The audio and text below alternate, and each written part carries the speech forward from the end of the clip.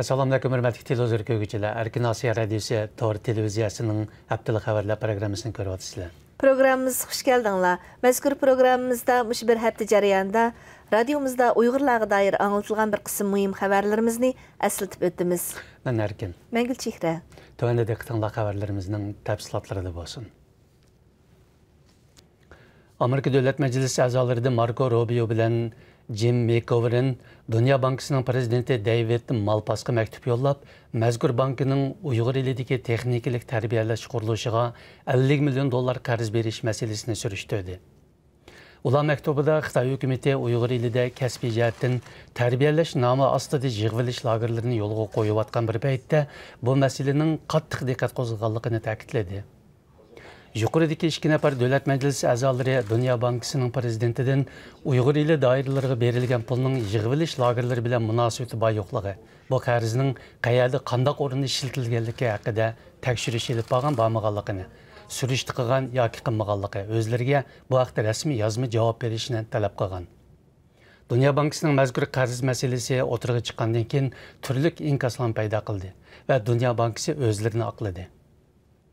Muşu ayının 14 günü Xitayçı Douyin, yani TikTok, tor betidagi bir videoluk uçur ve inkaslardan Gulji şəhər döngmənlik yaş o'qituvchi Arslanning vafot bo'lganligi va lagerda jon uzganlik ehtimolligi oshkorlangan. Muxbirimizning Gulji shahridagi aloqador o'rinlarga qarta ilib borgan telefon ziyoratlari davomida Arslanning Gulji shahar 5. boshlang'ich maktab o'qituvchisi ekanligi va o'limdan burun lagerda ekanligi oydinlashdi.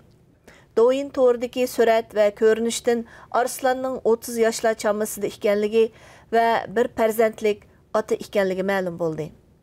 Qozog'istonlik Uyg'ur boks mahiri Yezim Izbaqi 24 avgust kuni Amerikaning Oklahoma shtatida o'tkazilgan bir og'ir darajaliklar boks musobaqasida raqibi Armand Samarisni yengib chempion bo'lgan. Bu 24 yoshli Yezim Baqining o'tgan yili dunyo kasbiy boks sahnasiga qadam qo'ygandan beri ikkinchi qatim raqibini yengishi bo'lib hisoblanadi. Yezim Izbaqi 1995-yili Qozog'istonning Olmata shahrida tug'ilgan bo'lib, u 10-11 yoshlardan boshlab boks mashqini boshlagan. U navbatda Qozog'istondagi istiqbolli parlaq tanarkachilarning biri deb qaralmoqda. Uyg'ur boks mahiri Yezim Baqi Amerikada o'z xalqini to'nitganligidan xursand bo'lganligini bildirgan. Ma'lum bo'lishicha, Qozog'istonda Uyg'urlarning soni oz bo'lsa-mu, ammo ularning orasidan tanarkatning har qaysi turlarida bir qism Dunyo, Osiyo va O'rta Osiyo chempionlari yetishib chiqmoqda. Xitoy hukumatining Birlashgan Davlatlar Tashkilotida turishliq doimiy elchiligi Birlashgan Davlatlar Tashkilotiga a'zo davlatlar hamda shundaqla xalqaro organlarning Janvada turishliq elchilarga maktub yo'llab, ulardan Dunyo Uyg'ur qurultiyi bilan aloqa qilmasligini talab qilgan. Məktubda Dünya Uyğur Qurultayının rəisi Dolqun Aysaning zo'ravonlik vaqalariga chetilgan jinoyatchi va terrorchiligini ilgari surgan. Dünya Uyğur Qurultayi bayonot e'lon qilib, Dolqun Aysa apandiga qilingan yuqoridagi ayblashlarni qattiq rad qildi. Xalqaro kishilik huquqni kuzatish tashkilotining Kanada sho'basi boshlig'i Farida Devxonim bunga inkos qaytirib, Xitoy hukumatining terrorlikni bahona qilib, Uyg'urlarni bostirayotganligini ta'kidladi. Shundaqla kishilik huquq kengashiga a'zo davlatlar va ularning Janvadagi vakillarini Xitoyning cheklama va tahdidlarga bo'yin akmaslikka chaqirdi.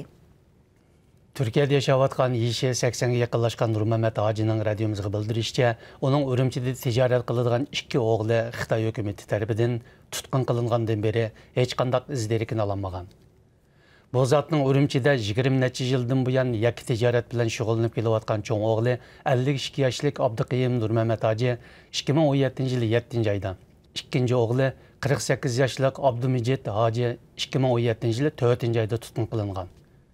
Ularning 67 million yuan bank hisobining to'nglatilganligi ma'lum. Nurmamat Hojim Turkiya hukumatiga o'g'illarni qutuldirish to'g'riliq ko'p qitim iltimos sungan bo'lsa, ammo hech qanday yordamga erishamagan. Xitoy hukumati Uyg'ur elida lagerlar tuzumini yo'lga qo'ygandan buyon asosli tutqun nishonlarining birining Uyg'ur puldorlar bo'layotganligi ma'lum. Yaqinda Urumchi vaziyatidan xabardor kishilardan biri Xitoy hukumatiga nisbatan sadoqatmanlikda Uyg'ur siyosiy mahbuslarga qarata qattiq qo'lliqda dang chiqargan Urumchi shaharlik jamoat xavfsizlik idorasining sobiq muavin boshlig'i Qodir Mehmetning tutilganligini ma'lum qildi. Muxbirimizning Urumchidagi soqchi xodimlariga elib borgan telefon ziyoratlari davomida Qodir Mehmetning tutqunda ekanligi oydinlashdi. Telefon orqali so'ralgan savolga javob bergan soqchi xodimlari Qodir Mehmetning tutqunda ekanligini dalillash bilan birga uning delosining davlat maxfiyatligiga yotadiganligini bildirdi. Hozircha Qodir Mehmetning tutilganligiga bir oy oshganligi ma'lum. Ammo uning tutqun qilinishiga nima sabab ko'rsatilganligi noma'lum.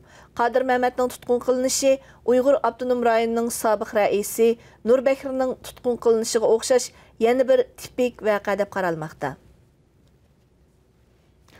Muhtaram televizor ko'ruvchilar, yuqorida Erkin Nasiya radiosi tor televiziyasining haftalik xabarlar programmasini ko'rdinglar. Kelar hafta ko'rishaylik. Xayr xo'sh. Xayr xo'sh.